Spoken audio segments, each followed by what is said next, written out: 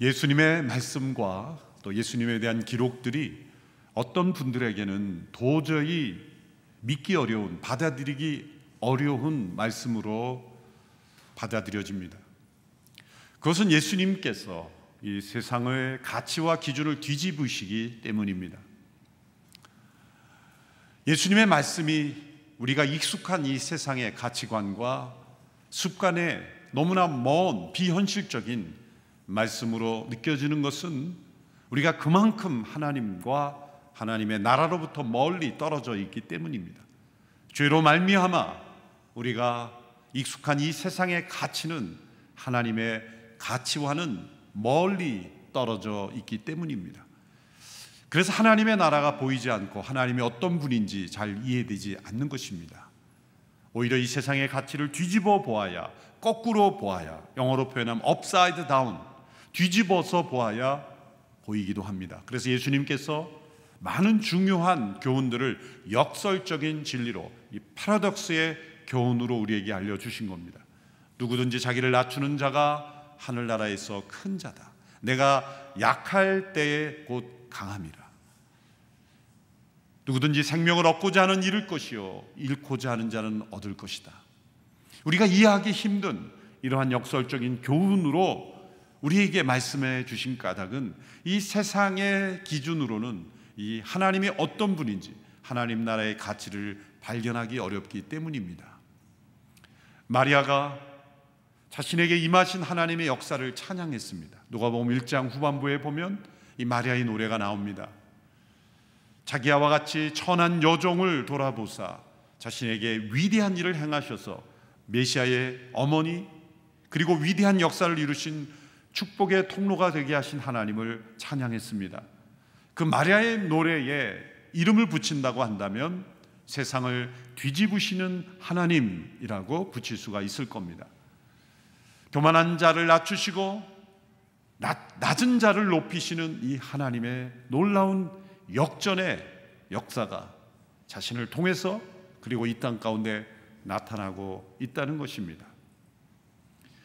지극히 위대하신 하나님께서 자신을 낮추시는 하나님이라는 것이 이 세상에는 참 이해하기가 힘듭니다.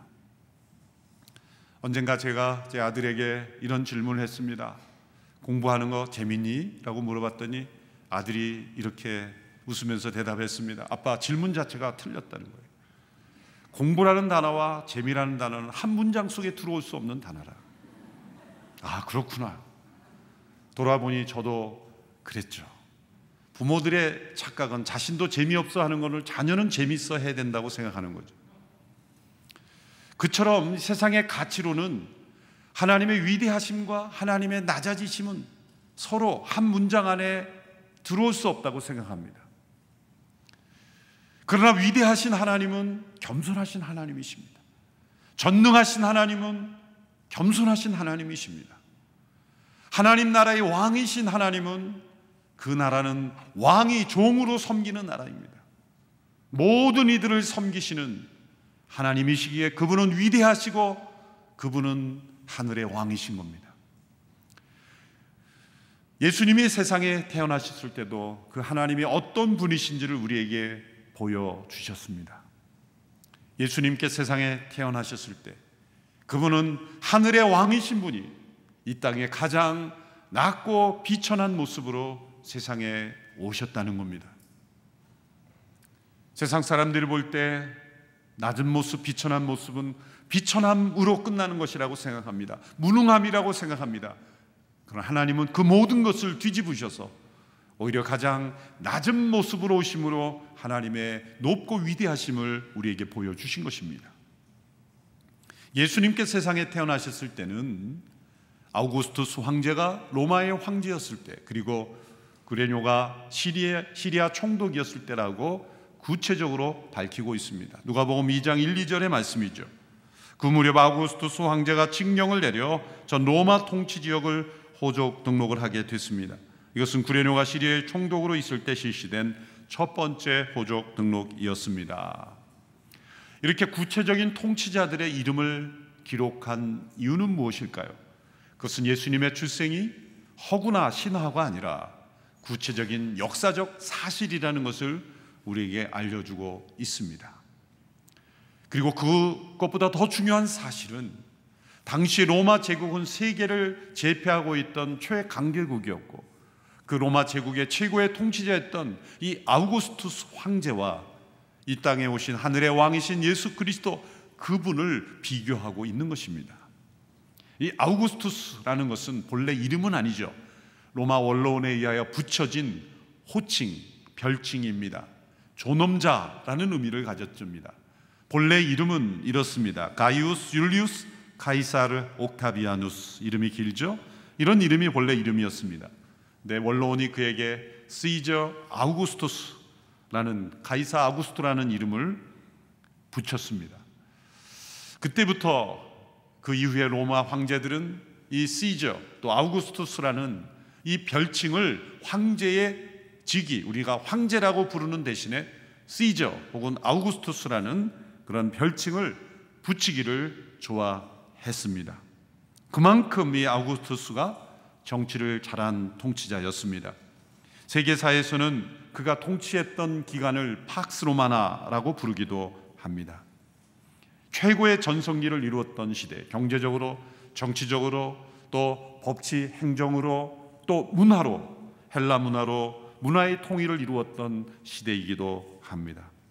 바로 이때에 예수님이 탄생하셨다는 것, 이것은 기막힌 하나님의 타이밍이요, 역사를 섭리하시는 하나님의 능력으로 바로 이때를 준비하셔서 예수님이 세상에 오셨다는 것을 누가복음 2장에서 밝히고 있는 것입니다. 왜 이때가 그처럼 중요한 때인가? 역사가들에 의하면 몇 가지 중요한 내용을 분석할 수 있습니다. 첫 번째는 이 아우구스투스 황제로 인하여 복음이 온 세상에 빠르게 또 안전하게 전해질 수 있는 길이 닦여졌기 때문입니다. 당시 아우구스투스 황제는 85,000km 정도 되는 길을 나갔습니다. 그 길은 마차가 2대가 빠르게 달릴 수 있는 돌로 된 견고한 길입니다. 지금도 로마가 통치했던 지역에 가면 그 길이 그대로 남아 있습니다. 지금도 튼튼한 길입니다. 돌로 된 길입니다. 사도 바울이 그러한 길로 복음을 전했고 또 사도들이 그 길로 복음을 전했습니다. 물론 무역이나 또 왕래도 일어났지만 당시에 함부로 여행할 수 없는 도적들이 들끓었기 때문에 함부로 여행할 수 없었던 그 시대에서 이제 안전하게 그 길로 여행할 수 있었던 시대가 도래했다는 것입니다. 바로 그 길을 통해 복음이 세상에 전해질 수 있었다는 겁니다. 두 번째는 이 아우구스투스 황제에 의하여 헬라어가 전 세계에 보급되면서 로마 통치 지역에 보급되면서 구약이 헬라어로 번역이 됩니다. 이것을 70인역 세프투아진트역이라고 말하죠. 그래서 구약 성경을 헬라 사람들이 헬라어로 읽기 시작하면서 구약을 이해하게 되고 그리고 예수님의 역사, 예수님의 부활을 이해하게 되는 겁니다. 그래서 복음이 더 빨리 정확하게 확산될 수 있었습니다. 유대인들에게 있어서 이 시기는 메시아를 가장 갈망한 시기가 되었습니다. 로마인들의 입장에서는 팍스 로마나이지만 로마의 지배에 의한 평화이지만 그 통치가 강력할수록 지배받는 피지배 민족의 입장에서는 절망이죠. 유대 민족의 입장에서는 도무지 나라의 주권을 되찾을 수 없는 절망적인 상황이었던 것입니다. 그래서 더 간절하게 메시아를 부르짖고 갈망하게 되었던 것입니다. 그러나 누가복음 2장을 통해서는 네 번째 더 중요한 의미를 발견하게 됩니다. 그것은 이 아우구스투스 황제의 칙령에 의해서 예수님이 베들레헴에서 태어나게 되는 하나님의 섭리가 이루어졌다는 겁니다. 구약 성경에서 메시아는 베들레헴에서 태어난다는 예언이 미가서 5장 2절 등지에서 예언되었었습니다. 그러나 요셉과 마리아의 입장을 생각해 보십시오. 마리아는 지금 만삭이 되어 있습니다. 머지않아 출산을 앞두고 있습니다. 그때 어디로 이동하겠습니까? 집을 떠나 어디로 이동한단 말입니까? 마리아가 천사를 통해 이 하나님의 계시를 받고 동정녀인 자신에게 아들이 태어나고 나는 그 사실은 믿고 또 그러한 역사가 일어났지만 구약의 메시아가 베들레헴에서 태어난다는 그 약속의 구절을 과연 알고 있었는지는 알 길이 없습니다. 설사 안다 할지라도 자신의 몸을 움직여서 베들레헴으로 스스로 가고자 했을지는 만무합니다. 아마도 몰랐을 가능성이 더 높죠. 왜냐하면 오늘날 우리가 가진 성경처럼 그렇게 성경을 자유롭게 스스로 연구할 수 있는 시대가 아니었기 때문이죠. 회당에 가서야, 그리고 누군가 읽어주는 말씀을 통해서만 구약의 말씀을 들을 수가 있었기 때문이죠. 그래서 천사를 통해서 하나님께서 그 당시에 사람들에게 메시지를 전할 수밖에 없었던 겁니다. 오늘 이 시대의 천사들이 자주 등장하지 않는 까닭은 우리에게 말씀을 주셨기 때문입니다. 그러나 천사를 통해서도 말씀하실 수도 있는 거죠. 자, 이러한 상황이기 때문에 요셉과 마리아가 베들레헴으로 스스로 자발적으로 움직일 가능성은 거의 없는 겁니다. 그러므로 이 아우구스투스 황제의 이 강력한 행정력, 강력한 법의 통치력이 있었기 때문에 아우구스투스는 세금을 더 걷기 위해서 호적 등록을 시킨 것이지만, 하나님의 섭리의 입장에서 볼 때 요셉과 마리아는 어쩔 수 없이, 한 사람도 예외가 없이 그 칙령에 따라야만 하는 이 강력한 로마법에 의해서 베들레헴으로 움직였던 겁니다. 여기서 우리가 알 수 있는 것은 무엇입니까? 세상을 통치하는 강력한 지도자에 의한 역사가 움직여지는 것 같지만 그 위에 하나님의 통치가 있다는 겁니다. 세상의 지도자들이 자신이 처한 목적에 따라 움직여가는 것 같지만 하나님의 섭리는 그 너머에서 그들을 종으로 사용하고 계시다는 겁니다. 고레스 왕을 통해 바벨론에 잡혀갔던 이들을 포로에 귀환시키신 하나님처럼 아우구스투스 황제를 통하여 베들레헴으로 이 요셉과 마리아가 이 만삭의 몸으로 움직이게 함으로 바로 그곳에서, 베들레헴에서 예수님이 출생하도록 섭리하셨다는 것입니다. 그래서 이 누가복음에는 아우구스투스 황제와 예수님을 대조하고 있는 겁니다. 당대의 최고의 지도자, 통치자, 존엄자라고 불렸던 아우구스투스와 이 땅에 가장 낮고 천한 베들레헴에 출생하신 예수님이 어떤 분인가를 대조시키고 있는 겁니다. 그렇게 해서 요셉과 마리아는 베들레헴에서 예수님을 출생하게 되었습니다. 베들레헴에 도착하자 빈방이 없었다고 되어 있습니다. 한글 성경들에는 여관에 빈방이 없었다 그랬지만 영어로도 인이라는 그런 연숙이라는 의미로 단어로 번역했지만 당시에는 이런 오늘날의 여관이나 이런 숙박업 같은 게 없었습니다. 가정집에 한두 개의 빈방을 두고 그리고 오는 사람들을 맞이하는 그런 시스템이었죠. 그런 방이 없었다는 겁니다. 성경에는 빈방이 없었다고 말하지만 사실은 하나님께서 준비하지 않으신 겁니다. 하나님께서, 만물을 통치하는 하나님께서 예수님이 태어날 방을 마련하고자 하셨다면 방이 없었겠습니까? 원하셨지만 방이 여의치 않은 것이 아니라 원치 않으셨던 것입니다. 그 예수님은 사람이 태어나지 않는, 사람이 머무를 수 없는 동물의 사육장에서 태어나도록 하나님께서 계획하신 것입니다. 이 베들레헴이라는 마을은 어떤 마을입니까? 그 당시로는 예루살렘에서 주변에 있는 위성 마을인데 가장 소외된 마을이죠. 왜냐하면 그 베들레헴에는 동물의 사육장들이 많았기 때문입니다. 이 예루살렘 주변에는 베단이라든지 벳박이라든지 여러 작은 마을들이 있죠. 위성 마을이 다 예루살렘을 서포트하는 마을들입니다. 특별히 베들레헴은 이 예루살렘에 제사하러 가는 사람들이 이 제사 드릴 동물들, 가축들을 수급하는 그런 마을이었기 때문에 여기저기에 이 동물 사육장들이 많았습니다. 그러므로 냄새가 진동하는 마을이었죠. 하나님께서 왜 베들레헴에서 예수님을 태어나게 하셨습니까? 첫째 이유는 그 마을이 작고 지저분하고 더러운 성읍이었기 때문이에요. 그 당시에 사람들도 별로 살고 싶지 않은 마을이에요. 그래서 요셉과 마리아가 어디 살았습니까? 베들레헴에서 태어났지만 나사렛에서 산 겁니다. 나사렛은 신도시였어요. 당시에 건축이 이루어지고 미래 희망이 보이는, 젊은이들에게 희망을 보여줄 수 있는 그런 타운이었죠. 그래서 목수의 일하는 요셉이 나사렛에서 살았던 겁니다. 베들레헴은 별로 살고 싶지 않는 마을이었어요. 물만 열면 동물의 냄새가 나는, 누가 그곳에 살겠습니까? 바로 그것이 베들레헴입니다. 당시의 사람들로부터 소외되고 버림받은 마을, 그 마을에 태어나신 겁니다. 또한 베들레헴은 슬픔의 성읍이었습니다. 창세기 35장에 보면 야곱의 아내 라헬이 베델에서 돌아올 때 베냐민을 낳고 베들레헴에 묻힙니다.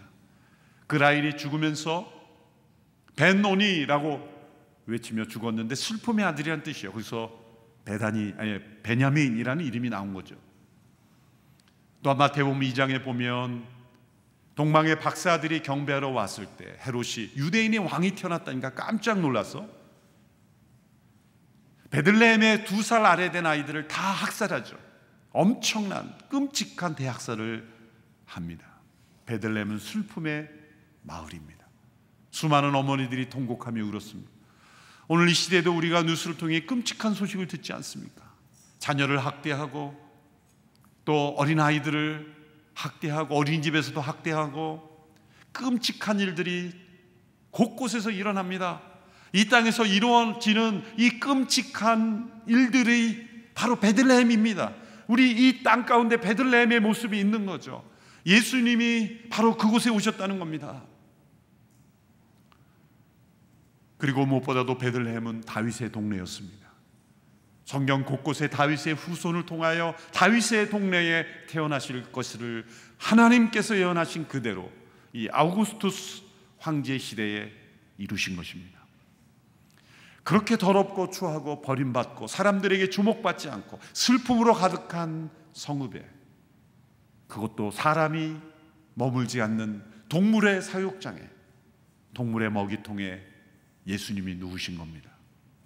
하늘의 왕이신 그분이 동물의 먹이통에 누우심을 통해서 우리에게 무엇을 설명해 주고 있습니까? 그것은 이 땅 가운데 누울 곳이 없는 수많은 사람들, 거리에 방황하는 영혼들, 어느 곳에도 안전하게 있을 수 없는 영혼들, 사람처럼 살고 있지 못하는 수많은 영혼들, 그 모든 사람들의 아픔과 삶의 그 모든 고통을 다 이해하시는 분이 바로 예수님이라는 거죠. 이 세상의 어떤 성인도 위대한 지도자도 거리에 누워 자야만 하는 사람들의 아픔을 다 이해하지는 못합니다. 예수님은 이해하십니다. 왜 노숙을 해야 하는지, 왜 방황을 해야 되는지, 왜 마약에 중독되는지, 왜 타락하는지, 왜 상처 속에, 죄악의 습관 속에, 왜 수많은 그러한 인생의 방황을 해야 하는지 예수님은 다 알고 계신다는 거예요. 이 땅에 가장 더럽고 추하고 슬픔으로 가득한 그곳에, 그리고 구유에 누우신 분이 누구도 가까이 나갈 수 있는 분이고, 또 어느 누구도 예의 없이 있는 그대로 나아갈 수 있는 분, 비록 사람들에게 버림받고 짐승 같은 인생을 살았던 사람이라 할지라도 그 예수님께는 가까이 나갈 수 있는 겁니다. 하늘의 왕이신 그분이 구유에 누이심으로 우리 모두를 다 부유하게 만드셨기 때문입니다. 예수님은 다른 사람의 구유를 빌려 누우셨고, 다른 사람의 배에서 가르치셨고, 다른 사람의 다락방에서 만찬하셨고, 다른 사람의 무덤에 묻히셨습니다. 그리고 다른 모든 이들의 죄를 대신하여 죽으셨습니다. 그 이유는 무엇입니까? 그분은 우리 모두를 부유하게 만드시기 위해서입니다. 하늘의 왕이신 분이, 모든 것에 부유하신, 모든 것의 주인이며 모든 통치자이신 그분이 베들레헴의 구유에 누우심으로 우리 모두를 부유하게 만드셨다는 겁니다. 어느 누구도 예수님 앞에서 가난 때문에 절망된다고 말할 수 없게 하셨습니다. 예수님보다 더 가난한 이는 없기 때문입니다. 고린도후서 8장 9절의 말씀 우리 같이 한 목소리로 읽겠습니다. 시작. 여러분이 우리 주 예수 그리스도의 은혜를 잘 알고 있듯이 그리스도께서는 부유하신 분으로서 여러분을 위해 가난하게 되셨습니다. 그분의 가난하심을 통해 여러분을 부유하게 하시려는 것입니다. 세상의 모든 사람들을 부유하게 하신 예수님, 그분이 가장 먼저 경배를 받으신 사람들은 바로 베들레헴의 목자들이었습니다. 그 또한 세상을 뒤집는 하나님의 놀라운 역사였습니다. 예수님이 태어나신 그 베들레헴의 동물의 사육장 바로 근처에 있던 들판에서 양을 치던 목자들에게 전사들이 그 예수님의 탄생의 소식을 제일 먼저 전달했습니다. 여러분, 세상의 중요한 일은 중요한 사람부터 알게 되어 있습니다. 세상의 모든 정보는 중요한 가치대로, 중요한 순서대로 영향력이 있는 사람들에게 먼저 전해집니다. 그것이 국가의 질서를 이루고 한 사회를 이룹니다. 그것이 기업이건 때론 교회이건 중요한 소식은 영향력이 큰 사람에게 먼저 알려지게 되어 있습니다. 그것이 세상의 사회의 질서를 이루게 됩니다. 그런데 하나님께서는 가장 중요한 세상의 구원의 기쁜 소식을 그 당시에 가장 중요하지 않은 사람으로 여겨지는, 가장 영향력 없는 이 베들레헴의 성읍 안에도 머물지 못하는 목자들에게 전하셨습니다. 얼마나 파격적인 하나님의 방법입니까? 목자들은 성읍 안에도 들어오지 못했습니다. 양떼들과 24시간 함께 살아야만 했기 때문이죠. 성읍 안에 집이 없었을 뿐만 아니라 그들이 양과 더불어 살아가면서 그들의 몸에 배인 그 냄새 때문에 사람들은 그들과 같이 하기를 원치 않았을 겁니다.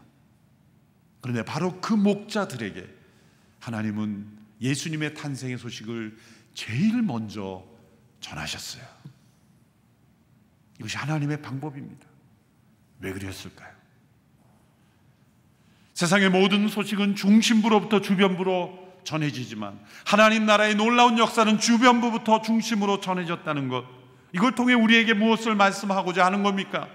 첫째로 그것은 어떤 사람도 하나님께 중요하지 않은 사람이 없다는 겁니다. 목자로부터 이 가장 중요한 구원의 소식, 예수님의 탄생의 소식을 전함으로써 중요하지 않은 사람은 없다. 나에게 모든 이가 나에겐 소중하다. 하나님께 의하여 소외받는 영혼은 없다는 겁니다. 세상과 사회로부터는 소외된 영혼이 분명히 있습니다. 그러나 하나님께는 소외된 영혼이 없다는 것, 그걸 우리에게 말씀해 주시고, 예수님의 출생은 그 누구도 중요하지 않은 사람이 없다는 것을 우리에게 말씀하시는 하나님의 사랑의 소식인 것입니다. 예수님의 출생을 경배했던 두 부류의 사람들이 사복음서에 등장합니다. 첫 번째 부류는 마태복음에 나오는 동방의 박사들이죠. 누가복음에는 베들레헴의 목자들이 나옵니다. 우리가 성탄절 선곡을 하게 되면은 이 틀림없이 등장하는 사람들이 이 박사들과 목자들입니다. 또 같이 나오기도 합니다. 엄밀히 말해서 목자들은 나와도 되지만 박사들은 나오면 안 됩니다, 사실은. 왜냐하면 목자들은 예수님이 구유에 누우셨을 때 성탄에 즉시 경배했던 사람들이지만, 박사들은 마태복음에 집에 누워 계실 때 경배했어요. 그러니까 시간이 어느 정도 흐른 시점이죠. 또 학자들은 적어도 1세에서 2세 사이였을 것이다. 그러니까 적어도 수개월 이상, 적어도 1년 이상 지났을 때였다고 봅니다. 왜냐하면 헤롯이 예루살렘에 동방의 박사들이 왔을 때 예루살렘이 소동했다 그랬고, 헤롯이 그 박사들을 만났고 그 박사들로부터 유대인의 왕이 태어났다 그랬습니다. 그래서 베들레헴에서 2살 아래 아이들을 다 죽이라고 했죠. 왜 2살을 기준으로 죽이라고 했습니까? 그 시점을 헤롯이 계산했을 때 최대한 2살까지는 됐을 수 있기 때문에 2살 아래를 죽인 거예요. 그러니까 예수님의 그 당시의 나이가 1살에서 2살 사이. 그러니까 성탄절에 박사님들은 나오면 안 되는 겁니다, 사실. 그런데 왜 나오느냐? 그때 아니면 언제 나오겠습니까? 그러니까 나오는 거예요. 그러니까 앞으로 성탄절에 박사님들이 나오더라도 왜 나왔냐고 그렇게 따지면 안 됩니다. 그렇지만 엄밀히 말하면, 팩트로 말하자면 박사들은 한참 후에 경배하러 온 것입니다. 이 박사의 경배는 어떤 의미를 줍니까? 저 멀리 이방 나라의 페르시아의 박사들까지 경배할 정도로 예수님은 온 세상에 경배받으실 하늘의 왕이시라는 거죠. 또한 이 베들레헴에 가장 소외받은 목자들로부터 경배를 받으실 만큼 그 누구도 중요하지 않은 사람은 없다는 것을 우리에게 알려주고 있는 것입니다. 목자들은 이 전사의 소식을 듣고 달려가서 요셉과 마리아를 찾아냈습니다. 그리고 확인하고 경배했습니다. 우리에게 요구하시는 겁니다. 우리에게 이 목자의 마음을 요구하시는 겁니다. 이 하늘의 왕이신 분이 베들레헴에서 태어나신다는 약속대로 오셨고, 그리고 그 베들레헴의 구유에 나신 분이 온 세상에 구원의 기쁜 소식을 증거하시는 하나님의 표적이라는 것을 들었다면 우리도 이 목자들처럼 서둘러 가서 무릎을 꿇고 경배해야 한다는 것입니다. 천사들이 목자들에게 전해준 소식은 무엇입니까? 그것은 예수님이 이 세상에 오신 목적입니다. 10절에서 14절의 말씀을 함께 읽겠습니다. 시작. 천사가 말했습니다. 두려워하지 마라. 보아라, 내가 모든 백성에게 큰 기쁨이 될 좋은 소식을 너희에게 알려준다. 오늘 구주이신 주 그리스도가 다윗의 동네에서 태어나셨다. 너희가 천에 쌓여 구유에 누워있는 아기를 볼 것인데 그것이 너희에게 표적이 될 것이다. 갑자기 그 전사와 함께 하늘의 군대가 큰 무리를 이루며 나타나 하나님을 찬양하며 말했습니다. 지극히 높은 곳에서는 하나님께 영광이요, 땅에서는 하나님의 은총을 입는 사람들에게 평화로다. 예수님이 오신 목적이 14절에 나옵니다. 예수님이 오심으로써 이루어지는 것입니다. 그것은 지극히 높은 곳에서 하나님께 영광이 되고 이 땅에는 하나님의 은총을 입은 자들에게 평화가 임한다는 겁니다. 인간의 죄는 하나님께 마땅히 돌려줘야 될 영광을 가리웠습니다.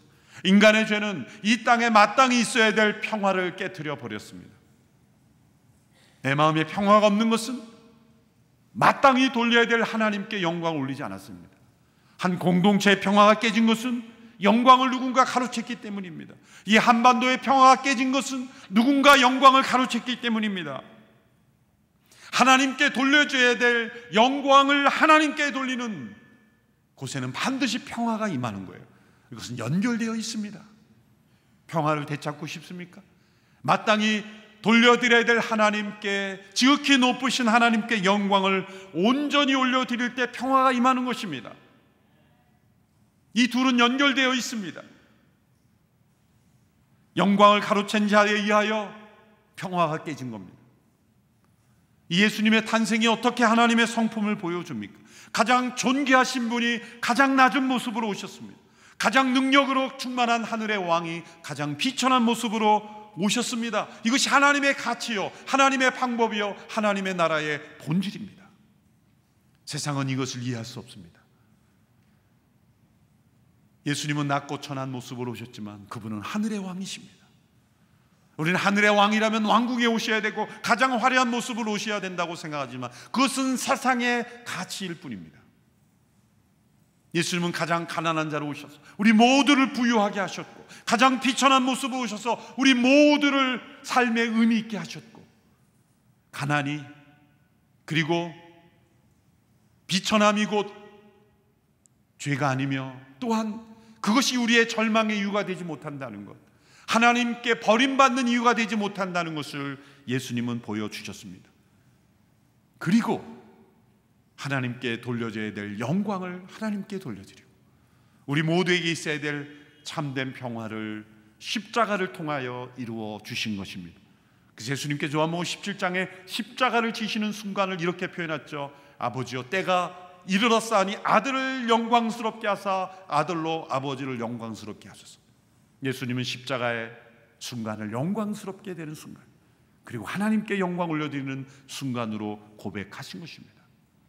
세상의 통치자들은 자신의 힘과 능력으로 통치 영역이 넓어질수록 존엄자가 되기를 원합니다. 로마의 황제들이 그러했듯이 아우구스투스가 되기를 원합니다. 존엄자로 인정받기를 원합니다. 그러나 인간에게는 존엄이라는 단어가 붙여서는 안 돼요. 인간의 존엄은 오직 하나님께 경배하고 하나님의 백성으로서만 우리는 존귀할 따름이지, 하나님 없는 존엄자는 불가능한 거예요. 역사상 아우구스투스가 되려고 한 모든 사람들의 종말은 비참했습니다. 왜냐하면 하나님의 영광을 가로챘기 때문이에요. 그러나 예수님을 보십시오. 세상의 아우구스투스가 되려고 오신 것이 아닙니다. 세상 사람들이 볼 때는 존엄하지 못한 모습으로, 비천한 모습으로 오셨을지 모르지만 그분이야말로 진정 존귀하신 하늘의 왕이셨습니다. 하나님께는 영광, 이 땅 우리 모두에게는 참된 평화를 허락하셨기 때문입니다. 이분이 우리 마음속에 계십니다. 그렇다면 우리는 하늘의 왕이 누우신 구유에 주목해야 합니다. 크리스마스의 주인공은 트리나 산타크로스가 아니라 구유에 누우신 왕입니다. 우리 마음속은 어쩌면 베들레헴의 구유보다 더 더러운 곳입니다. 베들레헴의 구유를 택하신 이유는 무엇입니까? 그분이 거하실 우리의 마음이 베들레헴의 구유보다 더 냄새나고 지저분하고 추한 곳이기 때문이에요. 우리는 냄새난 지역을 지나치기를 원하지만 우리의 마음에서 나는 냄새는 우리는 알지 못합니다. 우리의 마음속에 일어나는 이 썩은 진동내를 우리는 포장하며 삽니다. 향수로 포장하며 살고, 교양으로 포장하며 살고, 교육으로 포장하며 살지만 우리 마음에 임하신 예수님은 그 모든 더럽고 추한 것을 다 겪으시는 거예요. 예수님이 우리 마음에 들어오셨을 때 우리 마음에 있는 모든 더럽고 추하고 가증스러운 것을 예수님은 다 참고 거하시는 거예요. 그래서 베들레헴의 구유에 오신 겁니다. 베들레헴 구유보다 더 추한 곳에 바로 우리의 마음이기에, 만물보다 심히 부패한 우리의 마음에 임하시기 위해서 베들레헴의 구유에 오신 겁니다. 그분이 우리 안에 있어요. 우리 마음의 구유에 누워 계십니다. 그분은 하늘의 왕이십니다. 그분은 하나님께 영광이요 우리에게 평화를 주시는 분이에요. 그렇다면 그분께 집중한다면 우리의 삶도 하나님께 영광, 그리고 이 땅에 평화를 이루는 일에 쓰임받아 할 것입니다. 이 세상의 가치와 기준에 따라 움직이는 인생이 아니라 그 예수님이 보여주신 하나님의 가치와 기준에 따라 움직이는 생애가 될 때 우리의 삶을 통해 예수님의 임재가 나타나게 될 줄로 믿습니다. 기도하겠습니다. 하늘의 영광을 버리시고 낮고 천한 베들레헴의 구유에 임하셨을 뿐만 아니라 그 구유보다 더 더럽고 추한 우리의 마음속에 임하신 주님, 하늘의 왕이 우리의 더러운 부패한 마음속에 임하셨으니 그 예수님 모시고 살아가는 저희들이 되게 하여 주옵소서. 주님이 이 땅에 오신 그 목적을 우리의 삶을 통해서도 이루어 주시고 또 우리의 가정과 교회와 이 나라 민족을 통해서도 이루어 주시옵소서. 예수님의 이름으로 기도하옵나이다. 아멘.